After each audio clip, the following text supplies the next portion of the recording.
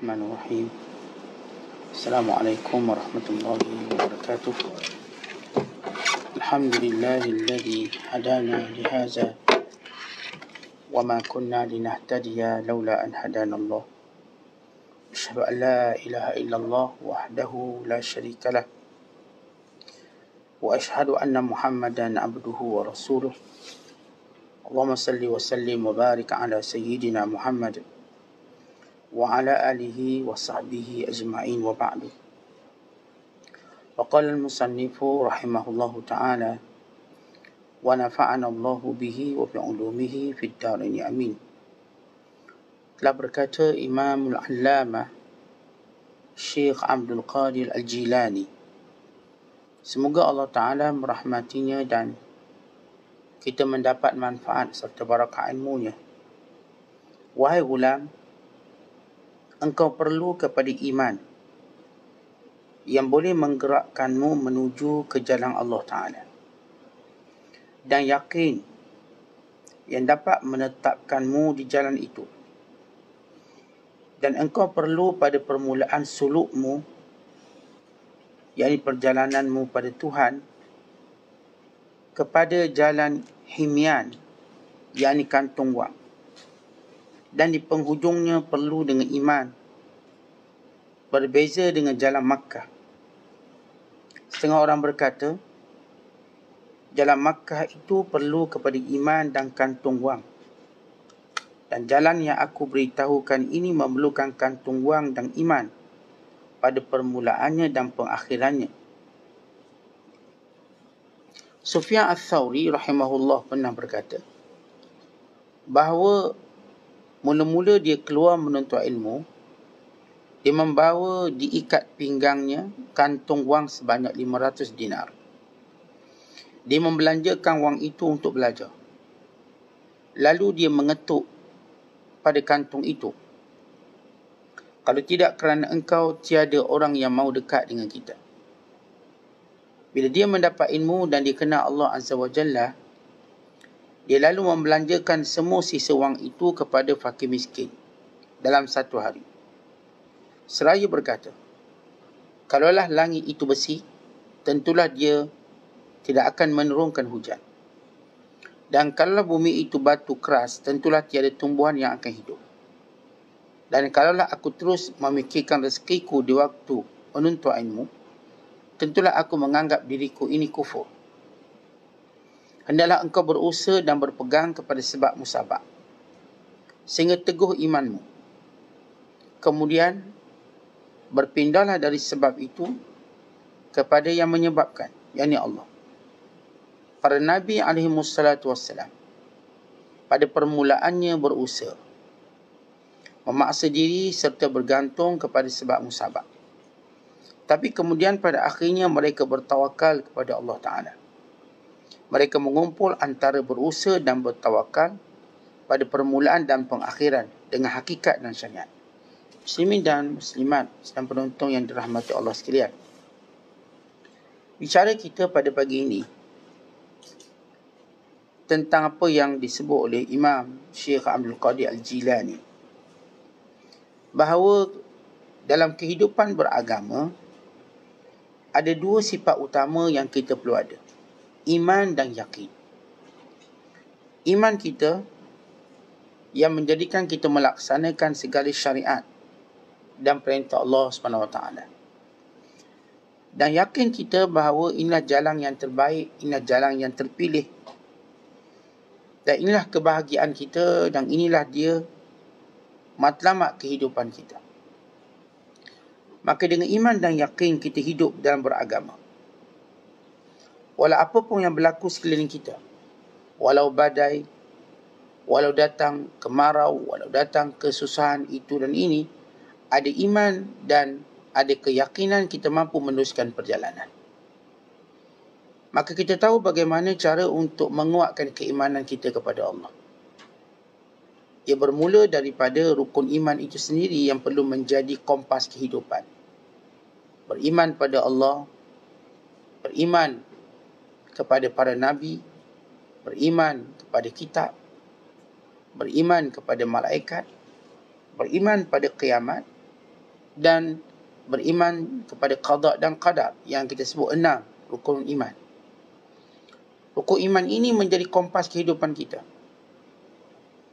Kita akan senantiasa menguatkan keimanan kita pada Allah dengan melaksanakan perintahnya dan menjauhi larangannya, dan meyakini kesempurnaannya dan maha suci Allah Ta'ala daripada segala kekurangan.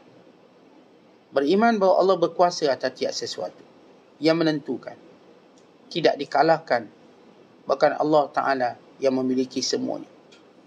Dan beriman kepada kitab bahawa ia adalah kebenaran mutlak, kebenaran yang bukan kerana kajian, kebenaran yang bukan kerana pengalaman, tapi kebenaran yang hakikat yang datang dari Allah. Sebab kita mengenali kebenaran sama ada kerana pengalaman, kita mengenali kebenaran kerana kita buat kajian. Wahyu Allah bukan begitu. Bukan kajian, bukan pengalaman, kerana ia secepis daripada kebenaran. Ialah hakikat kebenaran yang mutlak. Kerana sebahagiannya kita tidak mungkin ada pengalaman yang berkait dengan azab kubur, hari kiamat. Tak mungkin kita melalui pengalaman. Dan tak mungkin juga melalui kajian. Kita tak mampu nak kaji benda-benda tu. Maka ia adalah kebenaran mutlak.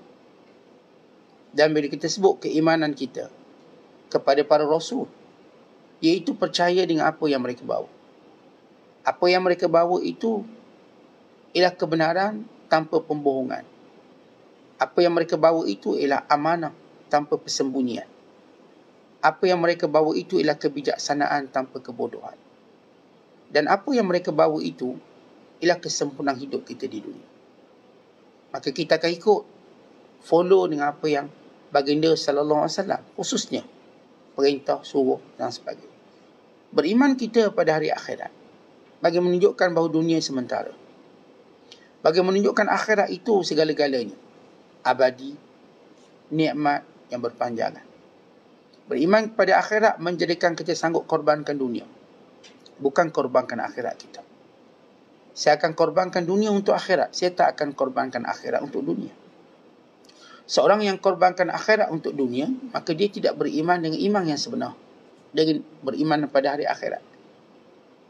Dan yang keenam, bila kita sebut beriman pada qada dan qadar, bahawa segala ketentuan yang berlaku dalam hidup kita, baik ataupun buruk pada pandangan kita, sebenarnya ialah baik. Ia datang daripada Allah yang maha bijaksana. Baik dan buruk itu pada pandangan kita, baik dan buruk itu pada pengalaman kita, baik dan buruk itu pada rasa kita, tapi di sisi Allah semuanya baik. Kerana Allah yang maha bijaksana, kerana Allah Ta'ala yang maha mengetahui, Allah tak akan buat mereka yang bijak, yang hebat. Maka kita perlu memahaminya. Masalah kita melihat qada dan qadar tidak baik sebab kita tak faham. Kita tak faham benda tu. Kita umpama kanak-kanak kecil yang tidak mengerti bahasa orang tua, apatah lagi bahasa orang bijaksana, apatah lagi bahasa Tuhan yang maha kuasa. Qada dan qadar itu ialah bahasa Tuhan untuk kita kenal Allah, untuk kita dekat dengan Allah Subhanahu Wa Taala. Baik, itu yang kita sebut sebagai iman yang akan menjadikan kita terus melalui perjalanan untuk dekat dengan Allah. Kalau siap benda yang kita yakin dan kita percaya tadi mendekatkan kita pada Allah. Kemudian Syekh Abdul Qadir menyebut, sesudah iman kita pada 6 perkara tadi, maka perlu ada pada yakin kita. Apa maksud yakin? Bahawa kita tak akan berundur ke belakang, kita ke depan. Yakin menjadikan kita nampak itu keuntungan, bukan kerugian. Maka yakin.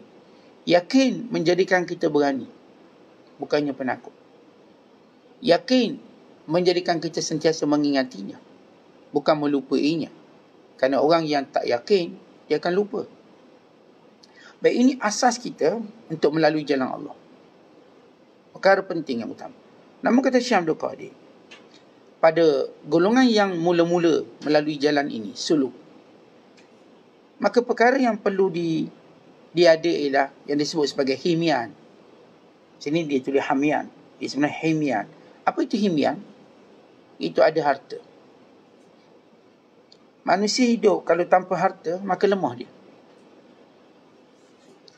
Dan kita daripada kecil kita diajar. Kita ada ayah yang bagi duit. memenuhi keperluan kita. Dan kita juga berkeinginan untuk punya duit sendiri. Dan perjalanan kita yang mula-mula tidak mungkin sempurna tanpa ada duit ini. Kerana kesemuanya kita nampak perlukan duit. Kita nak belajar ngaji, kena belajar. Kita nak beli pakaian untuk ibadat pun kena duit. Maka duit himpian ini penting dalam perjalanan suluk pertama. Sebagai satu alat. Tapi bukan matlamat. Dan alat ini berkekalan dalam semua perkara ibadat yang kita nak buat. Namun sifat kita manusia, bila terlalu lama dengan alat ini, kita mula bergantung pada alat. Kita kalau lama sangat namanya harta, bergantungnya teruk sangat. Maka bermulalah bagaimana kita makin jauh dari Allah. Asalnya duit ini atau alat ini untuk kita dekat dengan Allah. Kita kuatkan agama kita, kita suburkan agama, bahkan dengannya kita cari pahala.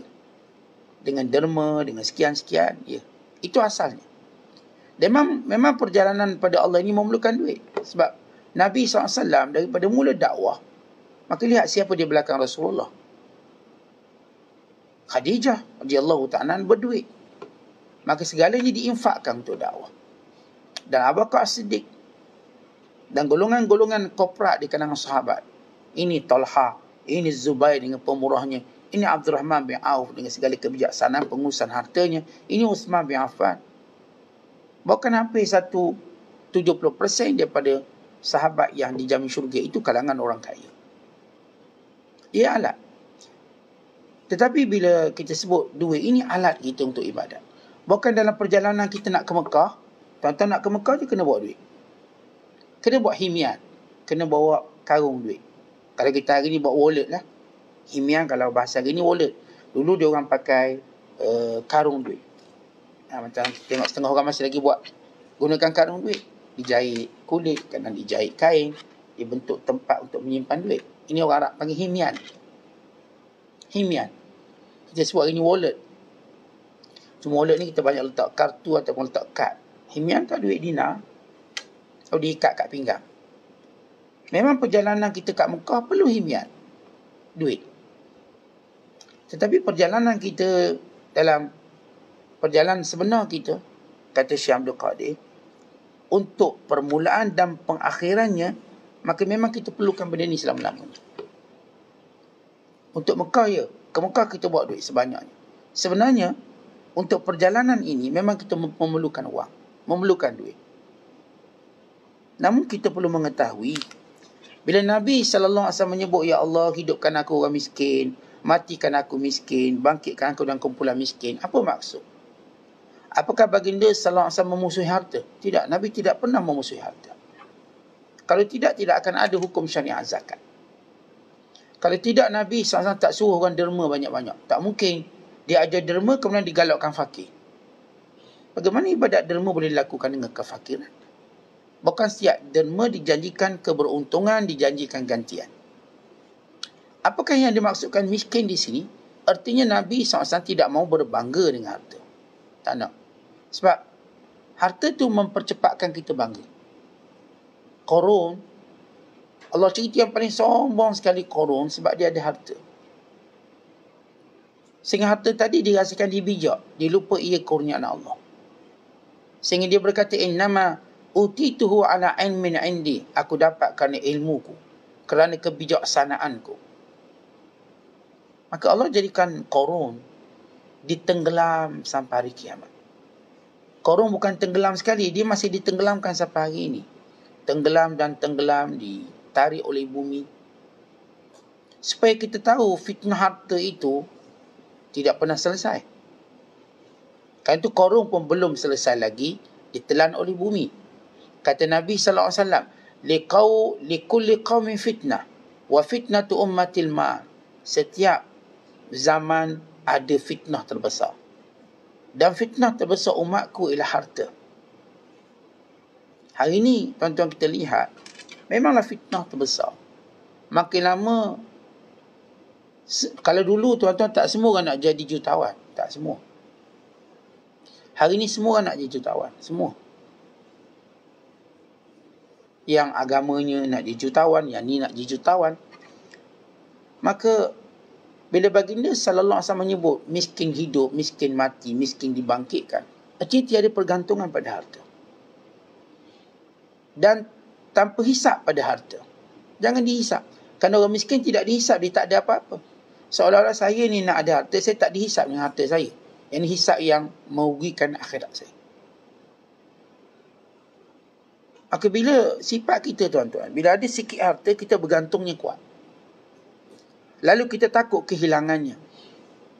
Maka lahirlah orang-orang yang berkebelakang wang. Sehingga mereka mula meletakkan keutamaan wang ringgit lebih daripada agama. Lalu menyebabkan mereka gadaikan agama mereka. Gadaikan akidah mereka. Bahkan mereka tinggalkan apa yang lebih baik untuk mereka. Ada orang tak reti sembahyang lagi, sibuk cari harta. Sepatutnya dibetulkan solatnya, kemudian carilah harta. Sebab sembahyang itu wajib. Kalau perkara-perkara sunat yang lain, ia boleh ditangguhkan. Ini ibadat wajib. Kerana itu dahulu mereka gunakan harta untuk mencari, untuk pandai buat ibadat wajib. Tapi hari ini orang cari harta dengan meninggalkan yang wajib.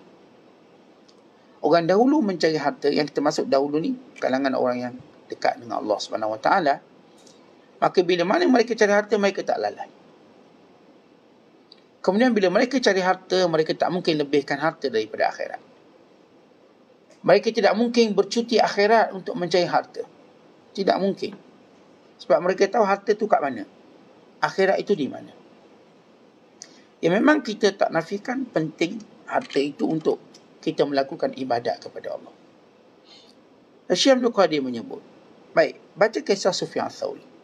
Ats-Tsauri yang lahir tahun 97 Hijriah, meninggal tahun 161 Hijriah, yang disebut oleh ulama sebagai Syekhul Islam fi asrihi, Syekh Islam. Dan beliau ini, tuan-tuan sekalian, ada mazhab di sini. Mazhab Sufyan Ats-Tsauri yang kekal di Syam selama 200 tahun. Kemudian mazhab ni pun hilang. Di mazhab Ats-Tsauri lebih dahulu daripada mazhab Asy-Syafi'i, mazhab Abu Hanifah, mazhab Hambali ataupun mazhab Maliki. Dan kita tahu mazhab dalam Islam ini dia bukan pada 4 itu sahaja. 4 ini yang kekal, yang tersistem. Bahkan sebelum ini ada mazhab-mazhab yang lain. Cuma mazhab lain indathara, pupus. Disebabkan tidak ada pendukung, tidak dicatat, tidak ditulis, tidak dikembangkan. Antaranya ialah mazhab Sufyan Ats-Tsauri. Sufyan Ats-Tsauri dia kata dulu, mula-mula start belajar, dia bawa duit 500 keping emas. 500 dinar, 500 keping emas. Diikat pada pinggangnya. Lalu dia tepuk. Dia kata kalau tidak kerana duit ini, orang akan jadikan kita sebagai sapu tangan yang mempermainkan kita. Duit tadi kita mulia. Ini pada permulaan. Permulaan begitu, kadang-kadang kita tidak mahu dihina kita, tidak mahu kita dipermainkan, maka kita perlu ada wang. Kerana ia maruah kita. Kerana itu Abdul Rahman bin Auf radhiyallahu ta'ala pernah berkata, "Ya habbazal mal, asunu bihi 'irdi wa ataqarrabu bihi ila rabbi." Aduhai bagusnya harta, kerana dengannya aku menjaga maruahku dan dengannya aku dekat dengan Tuhanku. Ya, ada orang mempermainkan maruah kita sebab dia nampak kita macam memerlukan. Dia nampak macam kita bergantung pada dia. Maka kita tak boleh biarkan maruah kita orang main. Kita ada maruah. Bahkan dalam Islam kita lihat bagaimana melarang kita meminta-minta. Bahkan meminta-minta tadi menyebabkan kehinaan kepada kita. Hina pada kita. Sebagaimana kata Luqman Al-Hakim kepada anaknya, ketika mana menasihati anaknya, jangan minta dengan orang. Sebab kalau kamu suka meminta tidak berusaha, maka kamu akan ditimpa dengan 3 penyakit. Yang pertama, kamu akan jadi riqatun, berpenyakit dari sudut agama kamu semakin hilang. Riqatun fi dini, agama semakin kurang kalau kuat minta. Yang kedua, dha'fun fi aqli, akal kamu makin kurang. Sebab minta, akal pun dia lembab. Dan yang ketiga, zahab muru'atihi, hilang maruah. Kita kalau suka minta-minta dengan orang, tuan-tuan sekalian, agama kita jadi nipis. Tak kuat tawakal kita. Kemudian akal kita pun lembab. Kalau kita usaha cari duit, akal kita bijak. Akal ni lembab. Akal ni asalnya tak ada istilah lembab ke cerdik, tak ada istilah itu.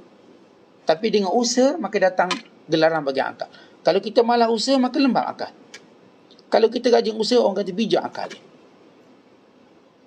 Asalnya tak ada istilah kita kata kuat ingatan ke tak kuat ingatan. Tapi kalau kita malas ngafal, maka lembab akal, lemah ingatan.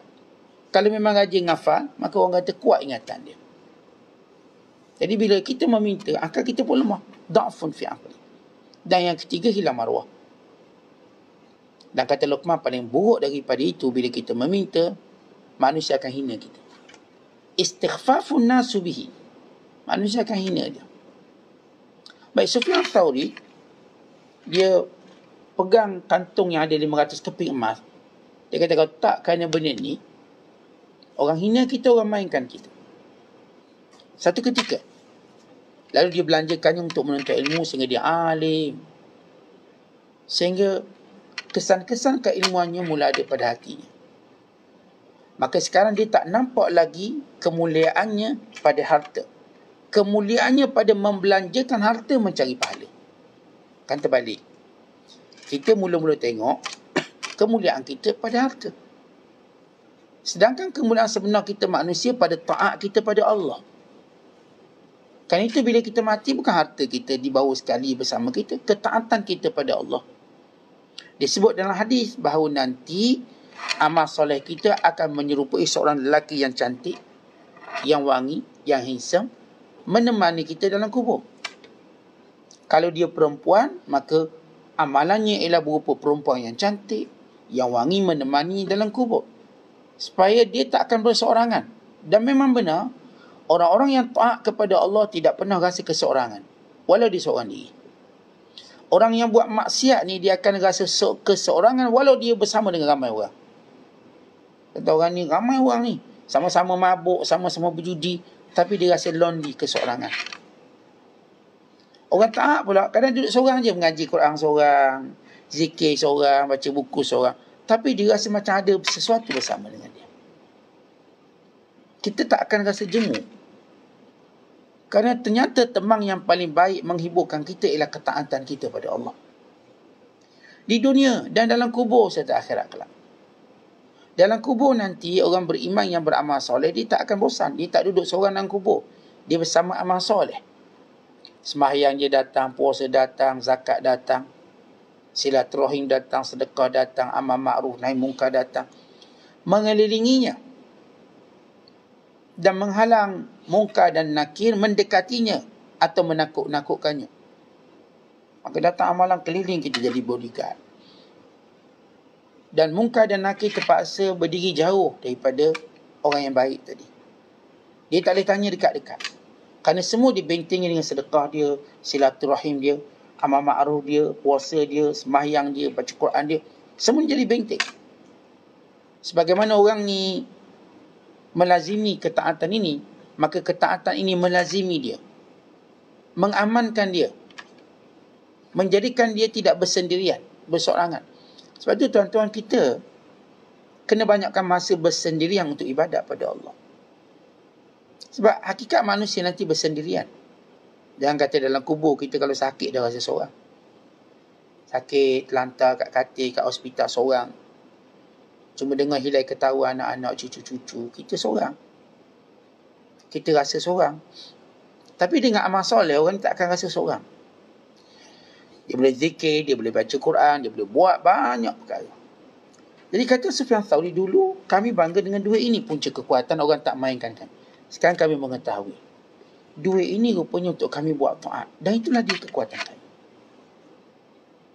Orang-orang fasik, kekuatannya pada harta. Orang-orang yang soleh, kekuatannya pada taat pada Allah. Harta bertimbung untuk dia taat, bukan untuk dia bangga dengan harta tu. Dia tak mungkin action, saya banyak harta, tak.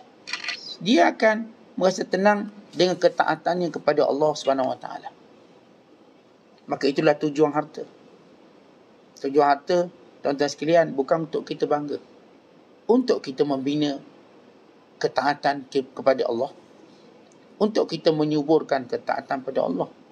Sebab setiap 1 sen kita menjadi simpanan kita akhirat kelak. Orang yang terus berbangga dengan kekayaan, maka dia rugi. Dan orang yang menolak kekayaan, tak nak kaya, juga orang tu rugi.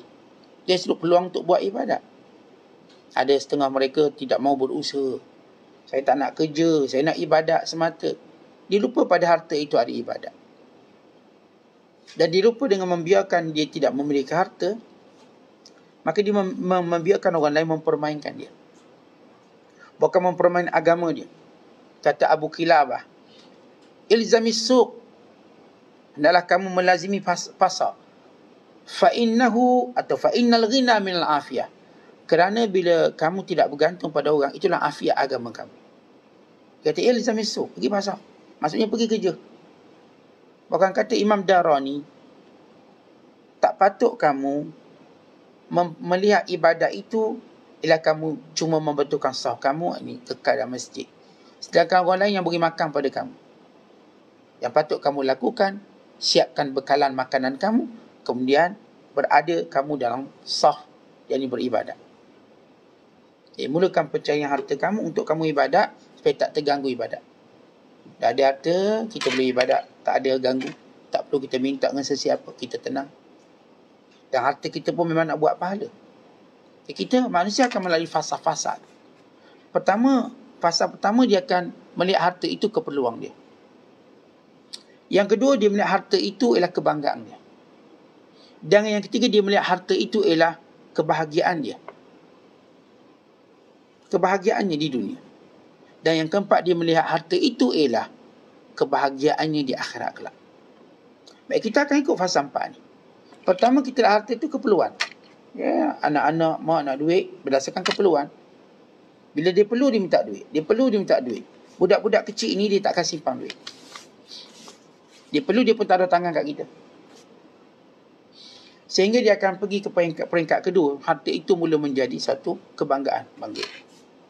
Dia mula bangga dengan harta. Saya ada duit. Duit banyak. Saya ada duit di sini, di sana. Dia bangga. Kemudian dia peringkat bahawa dia rasa dengan harta dia bahagia. Sebab dia pun dah tengok orang ada harta, melancong sana, melancong sini. Rumah besar, kenderaan bagus, sekian. Oh, dia bahagia. Dia nampak, ini bahagia. Sebab tu ramai orang nak harta sebab dia nampak yang tu bahagia. Kita tengok bahagianya dia naik pesawat peribadi pergi Langkawi. Naik private jet pergi makan nasi lemak. Kita nampak dia macam bahagia. Bahagia dia bawa isteri dia shopping. Jadi kita nak harta, kita orang awam ni. Nak harta sebab kita rasa dengan tu kita bahagia. Bahagianya dia makanan penuh atas meja. Bahagianya dia boleh beli semua benda dia nak. Kita nampak dia bahagia. Kita nampak rumah besar bahagia.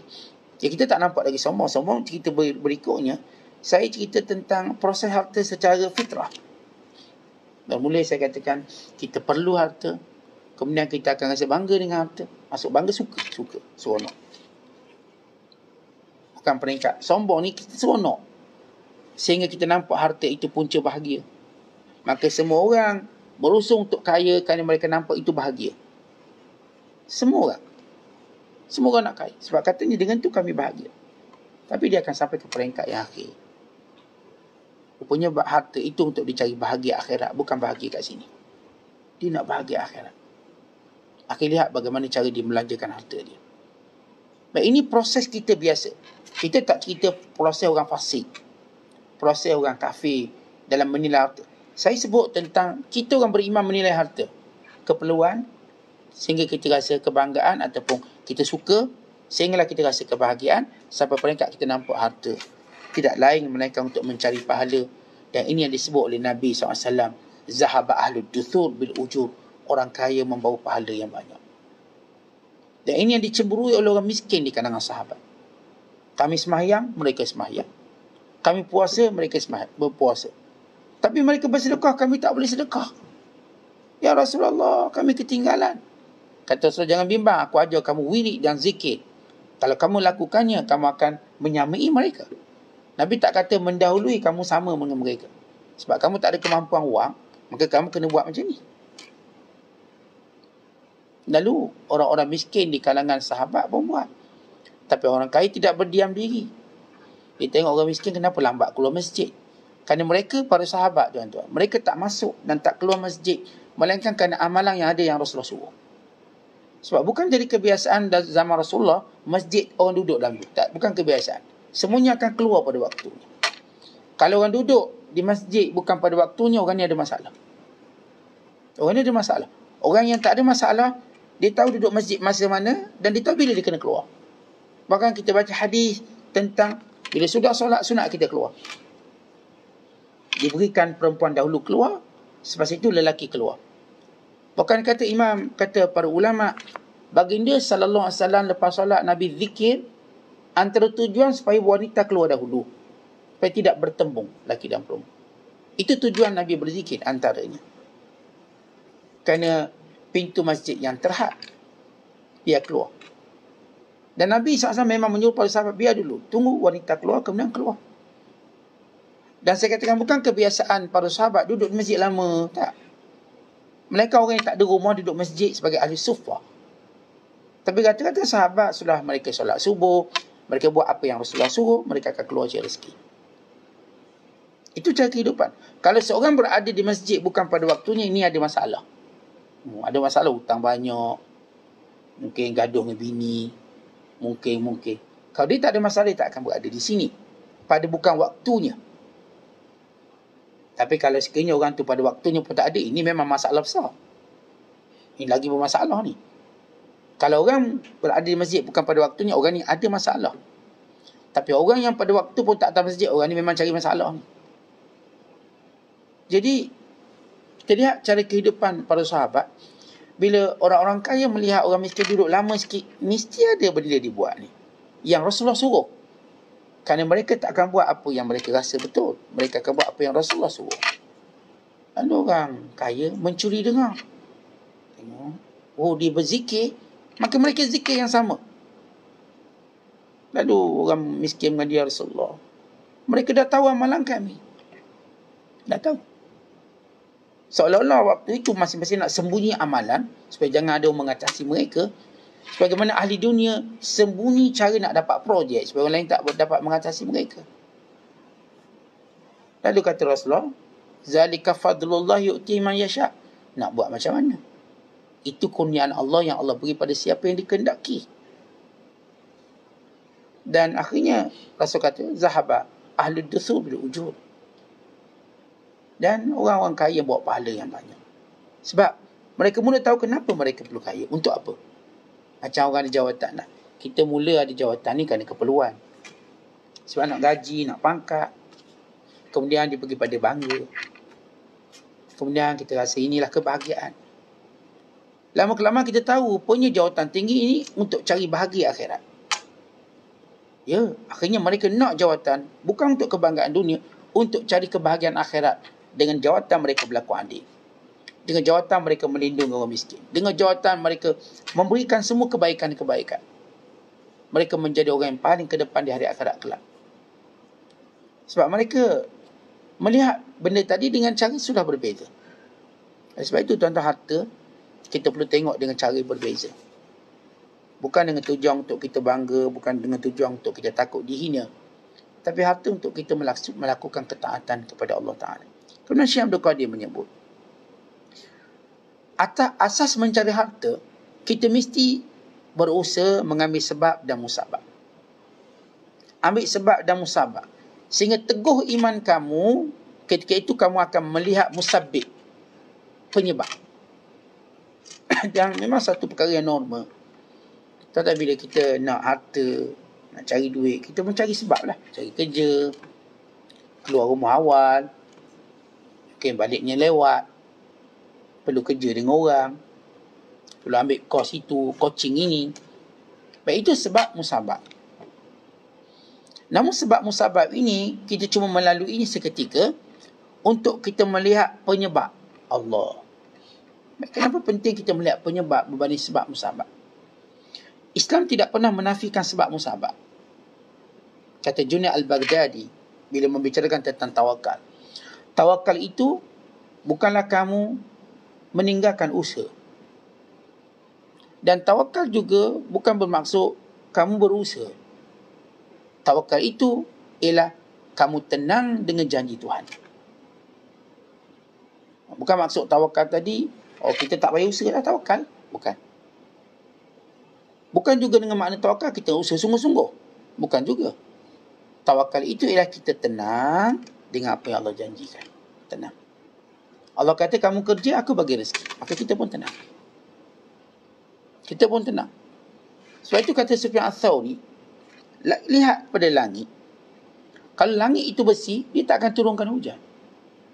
Kalau bumi ini keras, dia tak akan tumbuhkan tumbuhan. Maksudnya, langit sentiasa turunkan hujan dan bumi sentiasa tumbuhkan tumbuhan. Supaya aku terus yakin rezeki di tangan Tuhan. Rezeki itu sudah ada. Ya, usaha itu untuk sebagai satu jalan sebab musabab. Sebab musabab kita. Namun sampai peringkat kita tidak boleh meletakkan pergantungan pada sebab musabab. Tapi kita melihat pergantungan kita pada musabbib. Musabbib, ini Allah yang menjadikan sebab. Allah yang jadikan sebab itu berfungsi. Kita tidak melihat sebab musabab, tetapi kita melihat kepada musabbib. Ya, selamanya kita akan berusaha dan bertawakal. Mula dan akhir. Dengan hakikat dan syariat. Berarti dalam perjalanan kita menuju Allah Ta'ala. Bukan bererti kita, saya tak nak lagi usaha, saya nak ibadat je. Bukan begitu. Tapi kita melihat usaha itu sebagai satu syariat. Manakala kita melihat Allah yang memberikannya sebagai hakikat. Maka ini disebut hakikat dan syariat. Syariat ialah usaha-usaha yang perlu kita buat. Kita perlu cari duit, kita perlu bekerja. Tetapi hakikat kita melihat yang memberi rezeki kita Allah Ta'ala. Dan kita tak boleh atas nama, saya sufi, saya pun goyang kaki, saya tunggu orang memberi. Tidak, bukan begitu. Pernah satu ketika, Ibrahim bin Adham dia naik kapal. Tiba-tiba datang angin yang kuat. Bila angin yang kuat, orang pun jumpa ulama lah ni Ibrahim bin Adham. Tuan Guru, angin kuat. Ia begitu mencemaskan. Ia begitu menakutkan. Keadaan ini begitu buruk. Terlalu buruk kerana ribut yang kuat. Lalu dia kata, bukan itu yang buruk. Ada yang lebih buruk daripada itu. Lalu orang tanya, apa pula yang lebih buruk pada itu? Iaitu kamu bergantung pada manusia, kamu tak nak kerja. Itu paling buruk sebenarnya. Dia lebih teruk pada ribut ni. Jadi kamu cuma just tadah tangan, tak nak kerja. Tak nak kerja apa-apa, duduk dia, orang bagi. Bukan begitu. Kerana setiap orang mesti ada kerja dia. Dia tak boleh duduk diam. Dia mesti bekerja. Apa maksud kerja, tuan-tuan? Kerja maknanya dia beri manfaat pada orang. Maka dia kerjalah tu. Seorang mengaji Quran, maka dia sedang kerja. Dia beri manfaat pada orang.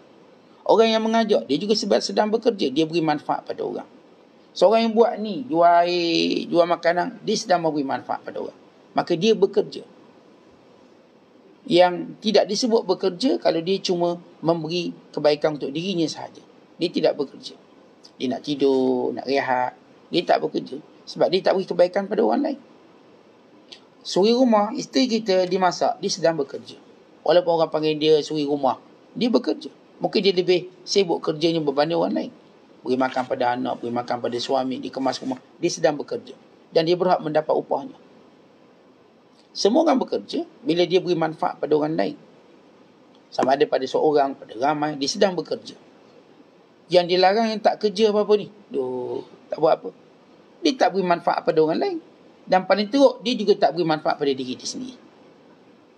Artinya dengan kata lain, makan pun nak sorang-sorang. Macam tu. Tak boleh beri manfaat pada diri sendiri. Maka dalam perjalanan kita menuju Allah SWT, bukanlah satu makna tawakal yang betul untuk kita meninggalkan usaha. Kerana itu namanya tawakul. Tapi bukan juga ialah orang yang bergantung pada usaha. Tetapi yang sebenarnya dalam makna tawakal, dalam pencarian kita menuju Allah Ta'ala, dia gabungan antara syariat dan hakikat. Maka syariat mengambil segala sebab. Hakikat mengetahui Allah yang mencipta sebab. Oleh sebab itu kita, tuan-tuan sekalian, bila kita cari dunia, kita tak akan lalai daripada akhirat. Sebab kita tahu Allah yang mencipta sebab.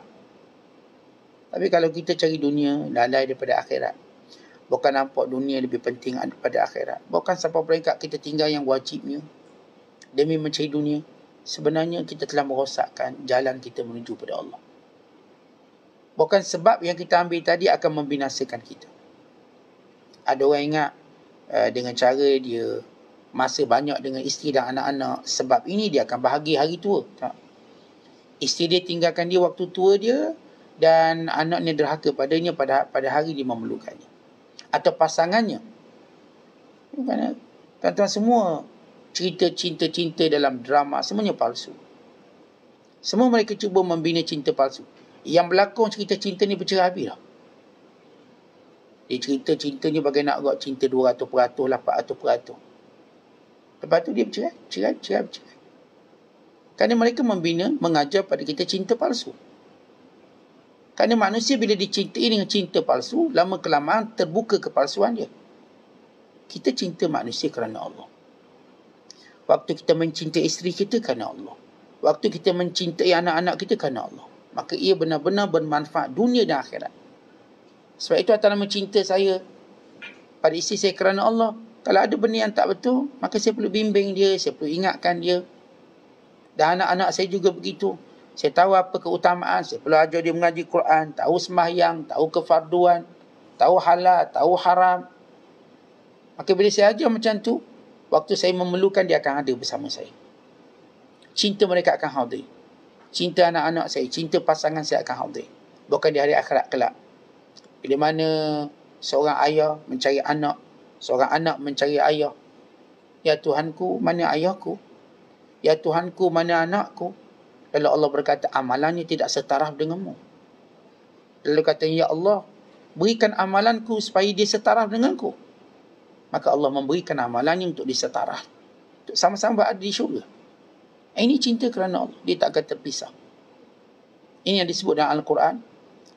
Bila Allah menyatakan, فَأَمَّا مَنْ أُوتِيَ كِتَابَهُ بِيَمِينِهِ فَسَوْفَ يُحَاسَبُ حِسَابًا يَسِيرًا وَيَنْقَلِبُ إِلَى أَهْلِهِ مَسْرُورًا.